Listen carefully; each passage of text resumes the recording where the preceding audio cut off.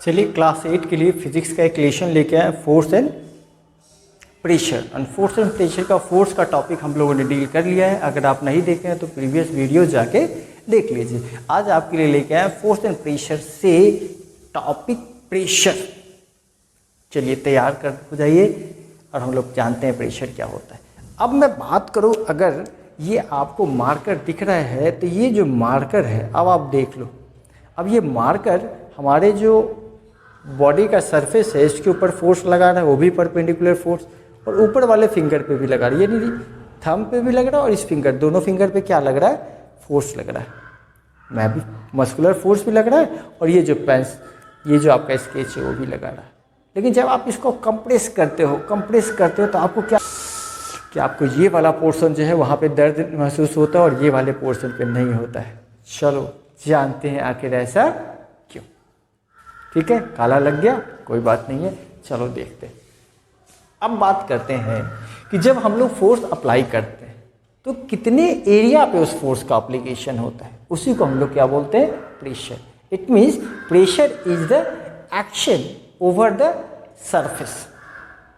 चलो देख लो, अगर हमने एक बुक लिया तो इस बुक को हमने ऐसे रखा, ठीक है, और सेम बुक को हमने फिर क्या कर दिया,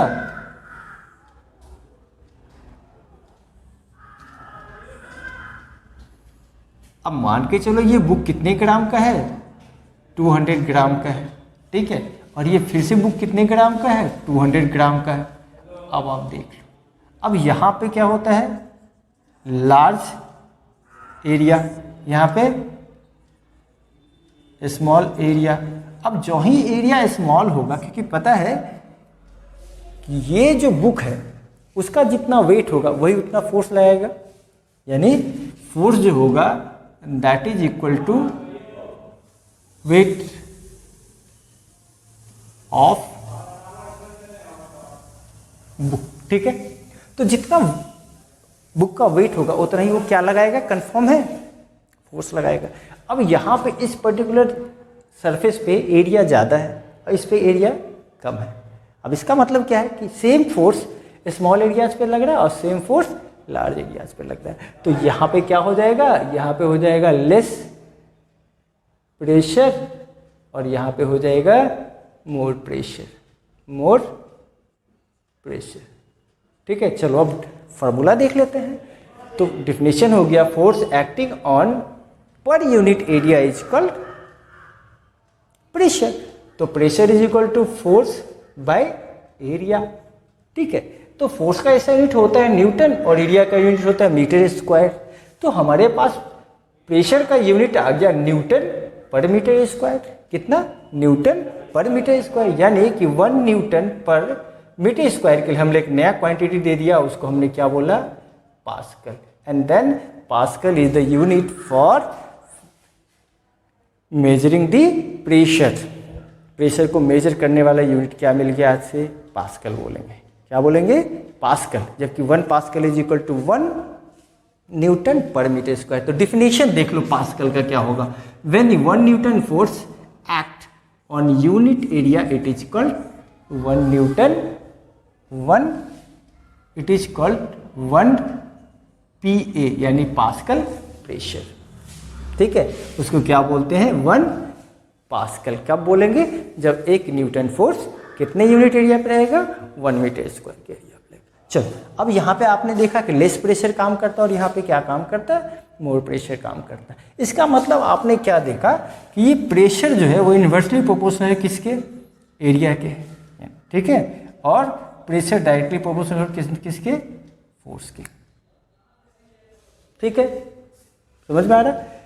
अब यहाँ पे मान के चलो एक और बुक हम आपके सामने डाल देते हैं। ये बुक है, ये था 500 kg का, कुछ ज़्यादा हो गया, चलो 300 ग्राम का बुक ले लिया। अब इस दोनों में अगर देखोगे तो ये क्या करेगा, ये प्रेशर ज़्यादा लगाएगा, ये क्या लगाएगा, मोर प्रेशर ज़्यादा लगाएगा in the comparison of 200 gram book. क्योंकि दोनों का सरफेस एरिया अगर सेम है तो फिर हम क्या देखेंगे, जो ज़्यादा फोर्स लगाएगा वो ज़्यादा प्रेशर भी लगाएगा। कब, जब सरफेस एरिया सेम रहेगा। तो पहला क्या हो गया कि सरफेस एरिया का ये इन्वर्सली प्रोपोर्शनल होगा। मतलब क्या हो गया, इसका मतलब हो गया more area over which force act exert less pressure. अगर ज़्यादा एरिया पे लगेगा तो क्या होगा, लेस प्रेशर एग्जर्ट करेगा। और क्या होगा, less area over which force act क्या करेगा भाई, एग्जर्ट मोर प्रेशर। अब यहाँ पे क्या है, यहाँ पे हमने क्या कर लिया, फोर्स को सेम रखा, सेम फोर्स। यहाँ पर भी हमने क्या कर लिया, सेम फोर्स। केवल किसको बदल दिया हम लोगों ने, एरिया को बढ़ाया है या घटाया। अगर एरिया को बढ़ाते घटाते नहीं हो तो क्या होगा, जितना फोर्स होगा उतना ही प्रेशर होगा। यानी कि मोर फोर्स मोर प्रेशर कब होगा, जब एरिया क्या होगा, सेम रहेगा। आप एरिया को ना तो बढ़ाओगे ना तो घटाओगे। ठीक है, मैं रफ करूँ इसको, आप लिखो, वीडियो इसको पॉज करके लिख लो, मैं इसको रफ करता हूँ। चलिए कुछ एप्लीकेशंस बता देते हैं आपको फटाफट कि किस तरीके से हमको पता चलेगा कि कब प्रेशर कम लगता है और कब ज़्यादा, और कैसे हम अपनी लाइफ में उसका यूज करते हैं। आपने देखा होगा कि जो आपका स्कूल बैग होता है ना, उसके पास ब्रॉड स्ट्रिप होते हैं। क्या होते हैं, ब्रॉड स्ट्रिप होते हैं। क्यों, क्योंकि अगर आप देख लो कि अगर पतला स्ट्रिप होगा, ठीक है, पतला स्ट्रिप होगा तो स्मॉल एरिया को कवर करेगा, अब ब्रॉड स्ट्रिप होगा तो लार्ज एरियाज को कवर करेगा। अब इस केस में होगा ब्रॉड स्ट्रिप क्यों होता है ब्रॉड, क्योंकि उसके पास क्या होते हैं, लार्ज एरिया ऑफ कॉन्टैक्ट होता है।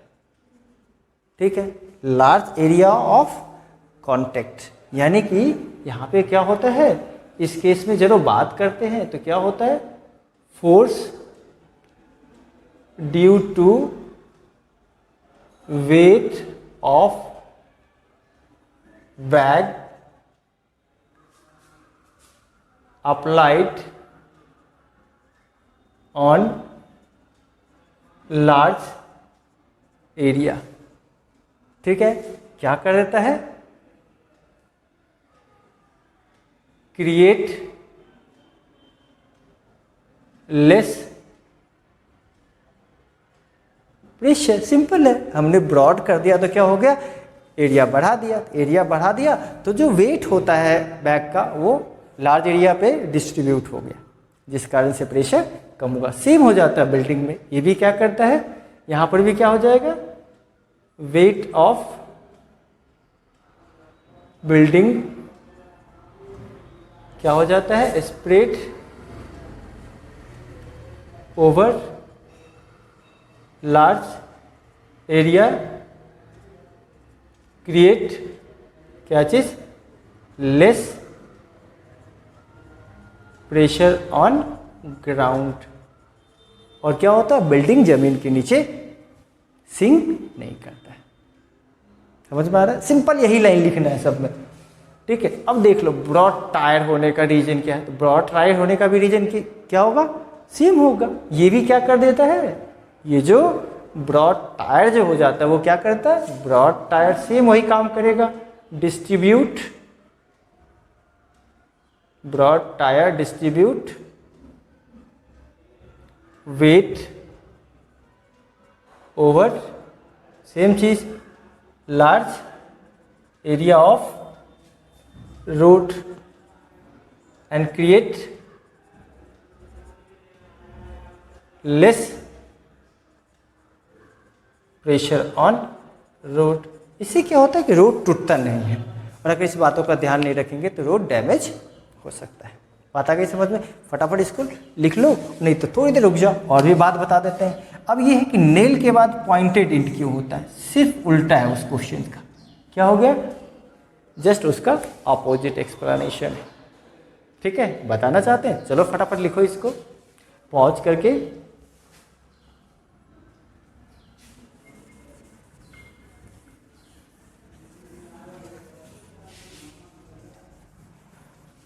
चलिए अब बताते हैं इस केस में क्या होता है। अब ये जो केस है आपका, अब इस केस में क्या होता है, नेल का अगर देखोगे तो ऊपर वाला जो पोर्शन होता है, हेड जो होता है वो ब्रॉड होता है, और जो टो होता है नीचे वाला होता है वो पॉइंटेड होता है। क्यों? अब ये क्या होता है, पॉइंटेड एंड क्या करता है, स्प्रेड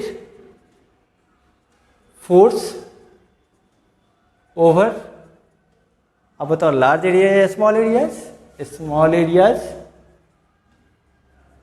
एंड आप स्मॉल एरिया पे करेगा तो क्या होगा, एंड क्रिएट लार्ज प्रेशर। अब लार्ज प्रेशर बनने से क्या होता है कि आसानी से जो आपका नेल है वो पाइट्स हो पाता है। ठीक है, अब सेम चीज होगा नाइफ के केस में भी, है ना, होता है कि नहीं होता? नाइफ के केस में भी देख लो, नाइफ भी क्या करता है, जो शार्प एज होता है, शार्प एज ऑफ एग्जर्ट क्या कर लेता है, लार्ज प्रेशर क्रिएट कर लेता है। और लार्ज प्रेशर बनेगा तो काम आसान होगा कि नहीं होगा? हमें लगता है आप ये समझ में आ गया होगा कि प्रेशर किस तरीके से काम करता है। अब जो हमारा टारगेट है, नेक्स्ट वीडियो जो आएगी उसमें हम लोग क्या देखेंगे, हम लोग ये देखेंगे कि जो नॉर्मल प्रेशर है उसके अलावा आप क्या देखोगे नेक्स्ट वीडियोज में। जो आपके पास नेक्स्ट वीडियो जो आएगा इसमें हम लोग देखेंगे कौन सा, प्रेशर